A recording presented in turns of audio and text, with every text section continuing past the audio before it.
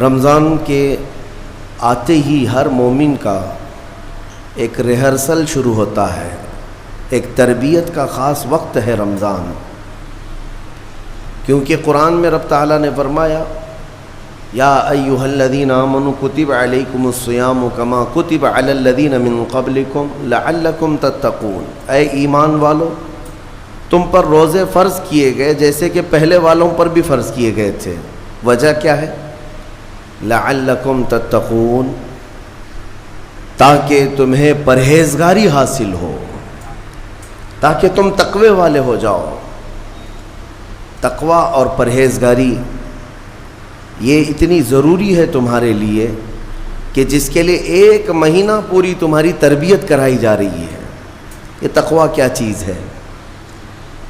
میں آپ سے اگر کہوں کہ یہ بنیاد ہے تمام اعمال کی، تقوی جو بھی عمل کریں آپ، تقوی جو ہے یہ بنیاد ہے۔ تقوی کا مطلب ہے اللہ کا خوف، اللہ کا خوف، یا جو بھی عمل کرتا ہو وہ صرف اللہ کے لیے کرتا ہو، یہ تقوی ہے۔ اور یہ ہر عمل کے لیے ضروری ہے، ہر عمل کے لیے۔ نماز میں تقوی ضروری ہے، روزے میں تقوی ضروری ہے، حج میں تقوی ضروری ہے۔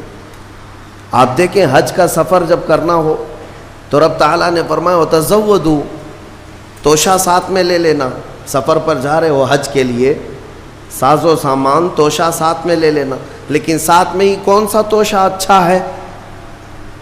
یعنی روٹی سالن چاول یہ توشہ، کپڑے لتے حاجات یہ توشہ؟ خود رب تعالیٰ فرماتا ہے فَإِنَّ خَيْرَ الزَّادِ تَقْوَىٰ، سب سے بہترین توشہ تقوی ہے۔ یہ تقوی کی ہر جگہ پر اللہ تبارک و تعالیٰ نے تاکید فرمائی۔ اب میں آپ کو بتاتا ہوں یہ رمضان المبارک جو 1 مہینہ تمہیں تربیت کے راستے سے گزارا جاتا ہے، کس وجہ سے؟ تاکہ تمہارے دلوں میں تقوی آئے، تقوی۔ اور تقوی کی سب سے پہلی جو تربیت ہوتی ہے، صوفیہ اکرام کے پاس جب کبھی کوئی طالب جاتا تھا مرید ہونے کے لیے یا خلافت لینے کے لیے، پہلے کا دور ایسا تھا کہ اولیاء اکرام سب سے پہلے اسے اپنی خانقاہ میں رکھ کر کے بھوکا اور پیاسا رکھتے تھے، کہ بھوک کو برداشت کرنا اور پیاس کو برداشت کرنا اگر تیری عادت بن گئی تو تقوی یوں ہی آ جائے گا۔ سید آل رسول مارہروی رحمۃ اللہ تعالیٰ علیہ، مارہرہ کے بڑے پائے کے بزرگ ہیں، اعلیٰ حضرت کے پیر مرشد، ان کے پاس ایک صاحب آئے، ایک مولانا صاحب آئے خلافت لینے کے لیے۔ شام کے وقت تو پہنچے، سیدھے آتے ہی کہا کہ حضور آپ اپنی خلافت وغیرہ مجھے دے دیجئے۔ تو اس وقت ایسے بالکل بٹ نہیں رہی ہوتی تھی۔ آپ نے کہا آپ آج تو آئے ہیں، مہمان ہیں ہمارے ہاں، رک جائیے خانقاہ میں، کل کو بات کریں گے، رات ہو چکی۔ اور حضرت نے اپنے خادم سے کہا مولانا کی اچھی خاطر تواضع کرو۔ رات کو ان کو ایک کمرے میں رکایا گیا اور ان کو خوب مچھلی کھلائی گئی۔ حضرت کا حکم تھا کہ انہیں مچھلی پیٹ بھر کر کے کھلائیں لیکن پانی مت دینا۔ اور ایک خاص قسم کی وہاں پر مچھلی ملتی ہے اتر پردیش میں، وہ مچھلی کھلائی گئی۔ جب پیٹ بھر کر کے مولانا صاحب نے مچھلی کھائی تو خادم صاحب نے باہر سے دروازہ بند کر لیا، کمرے میں انہیں اندر چھوڑ کر باہر چلے گئے۔ وہ اندر سے پکارتے رہے پانی تو دے دیجئے، کھانا کھا لیا پانی تو دے دیجئے، کوئی سننے والا ہی نہیں تھا۔ وہ پانی کرتے کرتے کرتے اندر سے چیختے رہے، چلاتے رہے، اور پھر جو ہے ان کی آنکھیں بڑی ہو گئی تھیں پیاس کی شدت کی وجہ سے۔ ظاہر سی بات ہے مچھلی کے بعد بہت تیز پیاس لگتی ہے، کیونکہ مچھلی باہر بھی پانی میں رہتی ہے، اندر بھی اسے پانی کی ضرورت ہوتی ہے۔ تو وہ چیختے رہے یہاں تک کہ اب برا بھلا کہنا بھی شروع کر دیا، میں نے ان کی بڑی تعریف سنی تھی لیکن مہمانوں کے ساتھ ایسی بدتمیزی، ایسا سلوک۔ رات بھر وہ تڑپتے رہ گئے، صبح کو جو ہے نڈھال پڑے تھے زمین پر، فجر سے پہلے دروازہ کھولا گیا، انہوں نے آؤ دیکھا نہ تاؤ، خادم کا جبہ پکڑ کر کھینچا اور لڑنے پر آ گئے ہیں، تماچے لگائے، کہا کہ یہ کوئی شرافت ہے؟ یہ کوئی تہذیب ہے؟ اس طرح سے کھانا کھلا کر مہمان کو بغیر پانی کے بند کر کے چلے جاتے ہو؟ تو حضرت اس وقت آ گئے، حضور آل رسول رحمۃ اللہ تعالیٰ علیہ قریب آئے، پوچھا کیا بات ہے؟ کہا آپ نے ایسا ایسا ہمارے ساتھ سلوک کیا، کہا اب آپ کو پانی دے دیا جائے گا لیکن اب خلافت نہیں دی جائے گی، اس لیے کہ پانی کی پیاس برداشت نہ کر سکے اسے تقویٰ نہیں، اور تقویٰ نہیں تو خلافت کس بات کی؟ تقویٰ کئی چیزوں سے رک جانے کا نام ہے۔ حضرت عمر فاروق رضی اللہ تعالیٰ عنہ سے پوچھا گیا تقویٰ کیا چیز ہے؟ تو آپ فرماتے ہیں کہ یوں سمجھو کہ ایک راستہ ہے جس میں دائیں جانب بھی کانٹے ہیں، بائیں جانب بھی کانٹے ہیں، سامنے تمہاری منزل ہے، دونوں راستوں سے کانٹوں سے اپنے جسم کو بلکہ اپنے کپڑوں کو بچا کر کے نکل جانا، یہی تقویٰ ہے۔ اور رسول پاک صلی اللہ تعالیٰ علیہ وسلم کی ایک حدیث پاک، الحلال بین والحرام بین، فرمایا حلال بھی واضح ہے، حرام بھی واضح ہے۔ کیا چیز حلال ہے یہ بھی پتہ ہے آپ کو، کیا چیز حرام ہے یہ بھی پتہ ہے۔ شراب حرام ہے، خنزیر حرام ہے، مردار حرام ہے، چوری حرام ہے، یہ سب تو پتہ ہے۔ حلال بھی پتہ ہے، اپنے ہاتھوں سے کمائی ہوئی چیزیں حلال ہیں، چاول، گیہوں، باجرہ، یہ سب چیزیں حلال ہیں نا آپ کے لیے۔ پھلوں میں بہت ساری حلال ہے، جانوروں میں جو حلال ہے وہ سب پتہ ہے۔ تو حلال کی لسٹ بھی معلوم ہے تمہیں، حرام کی لسٹ بھی معلوم ہے۔ حضور پاک صلی اللہ علیہ وسلم فرماتے ہیں ان دونوں کے بیچ میں کچھ چیزیں ہیں جن کے بارے میں پتہ نہیں چلتا حلال ہے کہ حرام ہے، ان چیزوں کو چھوڑ دینے کا نام تقویٰ ہے۔ بعض لوگ کیا سمجھتے ہیں حرام کو چھوڑ دینا تقویٰ ہے۔ ارے میاں، حرام کو چھوڑنا تو مسلمان کی شان ہے، ضروری ہے۔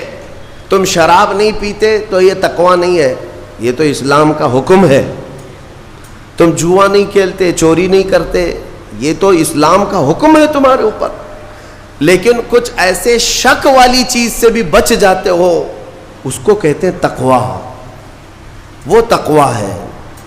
تقوی کی بہت ساری مثالیں ہیں، لیکن میں آپ کے سامنے ابھی رمضان کے متعلق عرض کرنے جا رہا ہوں کہ جیسے گزشتہ میں نے ایک تفسیر میں بھی عرض کیا، بعض لوگوں کو ایسا لگتا ہے کہ رمضان میں لوڈ شیڈنگ ہوتی ہوگی، کچھ خزانہ خدا میں بچت کے لیے لوگوں کو بھوکا اور پیاسا رکھا جاتا ہے، کچھ رزق بچا لیا جائے۔ نادانو، اللہ رب العزت جو پوری کائنات کا رزاق حقیقی ہے، اسے کسی چیز کی کمی نہیں ہے۔ یہ روزے جو فرض کیے گئے خزانے میں بچت کے لیے نہیں، بلکہ ہمارے جسموں کی اور ہماری روحوں کی اصلاح کے لیے، ہماری روحوں کی اصلاح اور جسموں کی اصلاح کے لیے ہمیں تقویٰ ملے۔ میں آپ کو بتاتا ہوں، ایک سوال میں آپ سے پوچھتا ہوں، آج رمضان میں یہ بہت ضروری ہے، کیونکہ رمضان ہونے کے بعد بھی سب کو پتہ ہے کہ چاند دکھتے ہی اللہ شیطانوں کو قید کر لیتا ہے، یہ سب کو پتہ ہے۔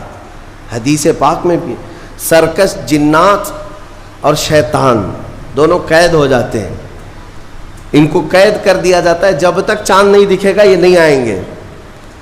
لیکن جو 11 مہینے ہم بلیم ڈالتے تھے شیطان پر کہ ہم سے برائیاں ہو گئی، گناہ ہو گئی، کیوں؟ ارے شیطان ایسا کرا دیا، شیطان ویسا کرا دیا۔ اب رمضان میں کون کرا رہا ہے؟ شیطان تو ہے نہیں، پھر فجر میں سوتا کیوں ہے؟ بغیر نماز پڑھے ٹانگ پھیلائے ویسی نماز قضا کر رہے۔ کون سا شیطان تمہیں سلایا؟ ابھی تو شیطان ہے نہیں۔ ابھی بھی بہت سارے لوگ چوری کا کھانا نہیں چھوڑتے، بہت سارے لوگ جھوٹ، دغا، غیبت یہ رمضان میں بھی نہیں چھوڑتے ہیں۔ تو یہ ان کو کون سا شیطان کروا رہا ہے؟ کون سا شیطان یہ برائیاں کرواتا ہے؟ اس کے جواب کے لیے ایک چیز سمجھنا ضروری ہے۔ یہ بات تو مشہور ہے کہ ساری برائیاں شیطان کرواتا ہے، ابلیس کرواتا ہے نا؟ لیکن آپ کو وہ واقعہ معلوم ہے جب آدم علیہ السلام کو اللہ تعالیٰ نے پیدا کیا اور سارے فرشتوں سے کہا کہ سجدہ کرو، کل ہی کی تفسیر میں نے عرض کیا، اس میں ابلیس بھی تھا۔ ابلیس بھی اس وقت بہکا ہوا نہیں تھا، گمراہ نہیں تھا، وہ اچھا تھا. ابلیس تو بہت عبادت کرنے والا تھا اللہ تعالیٰ کی, تو اس نے اللہ کے حکم کو ٹال کر آدم کو سجدہ نہیں کیا, غرور میں کھڑا رہا, نافرمانی کیا. تو اب میں یہ سوال کرتا ہوں کہ ہر ایک کو گمراہ کرنے والا شیطان ہے, تو شیطان کو کس نے گمراہ کیا تھا؟ اس کو کس نے روکا سجدہ مت کرنا آدم کو؟ کوئی ہے بہکانے والا؟ ارے وہ تو پہلا ابلیس ہے, اس سے پہلے تو کوئی ابلیس تھا ہی نہیں, اس سے پہلے تو کوئی شیطان تھا ہی نہیں. شیطان کو کس نے روکا کہ تو بڑا ہے, تو بلند ذات والا ہے, آدم مٹی سے بنا ہے؟ یہ خیال کس نے ڈالا؟ کون سا شیطان تھا اس سے پہلے؟ یہی بات سمجھنے کی ہے. محدثین نے مفسرین نے فرمایا ابلیس کو جس چیز نے سجدہ کرنے سے روکا وہ نفس امارہ ہے, وہ نفس ہے جو آج بھی تمہارے ساتھ ہے. ہاں شیطان تو قید ہو جاتا ہے رمضان کے شروع ہوتے ہی, لیکن نفس تو ساتھ میں رہتا ہے. اب پتہ چلا کہ رمضان میں جو کچھ بھی غلطیاں یا کوتاہیاں یا گناہ کچھ لوگوں سے سرزد ہوتے ہیں تو یہ نفس کے پجاری ہیں, نفس ان کے ساتھ ہے. یہ نفس کی غلامی میں آ گئے اور نفس کے شکار ہو گئے. اسی لیے قرآن میں اللہ تعالیٰ نے اپنے رسول سے بھی یہ فرمایا ارأیت من اتخذ الہہ ہواہ افانت تکون علیہ وکیلا. اے رسول کیا آپ نہیں دیکھتے کچھ لوگ ایسے ہیں جنہوں نے اپنے نفسانی خواہشات کو اپنا خدا بنا لیا ہے, اپنی خواہشات کو اپنا خدا بنا لیا ہے. اے رسول کیا آپ ایسوں کی سفارش کریں گے, ایسے لوگوں کی وکالت کریں گے؟ یعنی رب تبارک و تعالیٰ نے یہ فرمایا کچھ لوگ وہ ہیں جو اپنی خواہشات کی پوجا میں ہیں. کیا مطلب خواہشات کی پوجا؟ کیا مطلب ہے اپنے خواہشات کے پیچھے چلنا؟ مطلب یہی ہے کہ جو دل میں آیا اس بندے نے یہ سوچ لیا اسے کرنا ہی ہے مجھے, یہ خواہشات کے پیچھے چل رہا ہے. ہاں تمہیں آرام کی فکر ہوئی, تم نے خدا کے فرمان کو ٹال دیا لیکن اپنی نفس کی سن لیا. اللہ تبارک و تعالیٰ کا حکم کچھ اور ہے لیکن تمہاری طبیعت کچھ اور چاہ رہی ہے. رب تبارک و تعالیٰ کا حکم تھا صبح صبح تمہیں اپنے گھر بلا رہا تھا لیکن تم نے اس کی نہیں سنی, اپنے من کی سنی, اپنے نفس کی. تو یہی تو ہوا نفس کی پوجا, یہی ہے نفس کی عبادت, نفس کی پرستش, جس کو قرآن میں کہا گیا ہے کہ کچھ لوگ ایسے ہیں جنہوں نے اپنی خواہشات کو خدا بنا لیا ہے.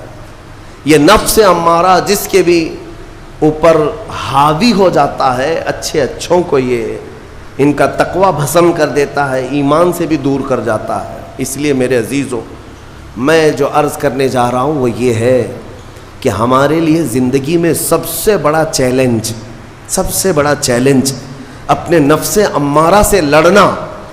آپ کو پتہ ہے رسول پاک صلی اللہ تعالیٰ علیہ وسلم ایک جہاد سے جب واپس مدینے تشریف لا رہے تھے, وہ جہاد بہت سخت تھا, صحابہ زخمی تھے, بہت گھماسان کی لڑائی ہوئی تھی, لیکن جب واپس مدینے آ رہے تھے تو میرے آقا نے ایک جملہ فرمایا تھا رجعنا من الجہاد الاصغر الى الجہاد الاکبر.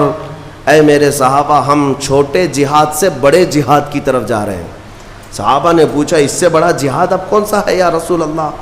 میرے آقا صلی اللہ علیہ وسلم فرماتے ہیں اے میرے صحابہ اپنے نفس سے لڑنا اب یہ بڑا جہاد ہے, نفس سے لڑنا بڑا جہاد ہے. میرے عزیزوں یہ خواہشات کو ہی ختم کرنا ہو, اس نفس کو اگر کنٹرول میں لانا ہو تو کیا کرو گے؟ نفس امارہ سب کے پاس ہے. قرآن میں مولا فرماتا ہے وما ابرئ نفسی ان النفس لامارۃ بالسوء الا ما رحم ربی. کوئی اپنے نفس سے بچ نہیں پائے گا سوائے وہ شخص جس پر میرا رب رحم فرمائے. اللہ کا رحم جس پر ہو گیا وہ اپنے نفس سے بچ جائے گا. میں آپ کو ایک دعا بتاتا ہوں, حضور پاک صلی اللہ علیہ وسلم اگر دعا کرتے تھے تو اس سے آپ کو اندازہ ہو جائے گا کہ یہ کتنی امپورٹنٹ چیز میں آپ کے سامنے کہہ جا رہا ہوں. کون سی؟ حضور جب دعا کرتے تھے تو یوں کہتے تھے اللہ کی بارگاہ میں اللہم لا تکلنی الی نفسی طرفۃ عین.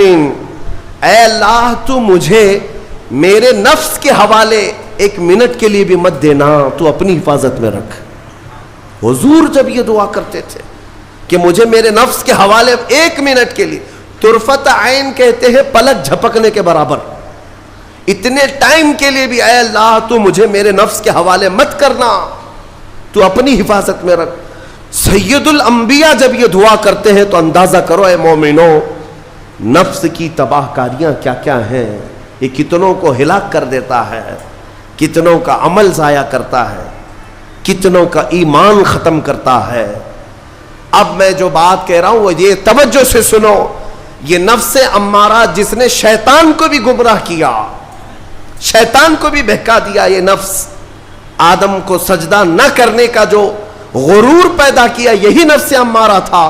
اس نفس امارہ کو اگر کوئی کنٹرول کرا سکتا ہے تو وہ ماہ رمضان المبارک ہے. بس یہی ہے رمضان کی فضیلت. رمضان المبارک اس لیے تمہیں دیا گیا کہ بڑی بڑی طاقتیں تمہارے نفس کو قابو میں نہیں کر پائیں گی, لیکن رمضان کے روزے تمہیں کنٹرول میں لے آئیں گے, کنٹرول میں لائیں گے. اب سمجھ میں آیا کہ روزے کیوں رکھائے جا رہے ہیں؟ ارے گرمیوں کی شدت ہے, ادھر حلق سوکھا جا رہا ہے, پیٹ پیٹ سے لگ جاتا ہے. ان لوگوں کو پوچھو روزہ کیسا ہوتا ہے جو مزدوری کرتے ہیں, ان لوگوں سے پوچھو جو دن بھر کام کاج کرتے ہیں. میرے عزیزوں, روزے رکھنے کے بعد کیا رب تبارک و تعالی کسی کو اس کی طاقت سے زیادہ تکلیف دینا چاہتا ہے؟ نہیں میرے عزیزوں, وہ رحمان ہے.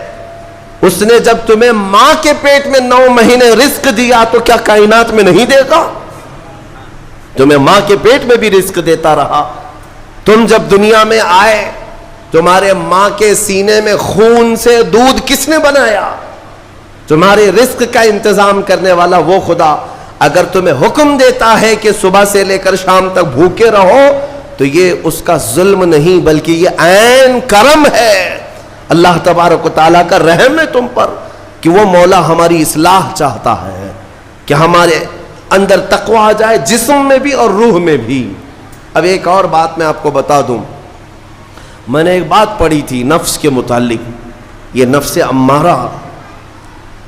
اسی لیے امام غزالی رحمۃ اللہ تعالیٰ علیہ نے فرمایا اللہ کی جو مخلوق ہے وہ 3 طرح کی ہے, ایک فرشتے, دوسرے انسان, تیسرے جانور. یہ 3 الگ الگ قسم کی مخلوق ہیں, کیونکہ اللہ تعالیٰ نے تینوں کو جو چیزیں دی ہیں ان میں فرق ہے.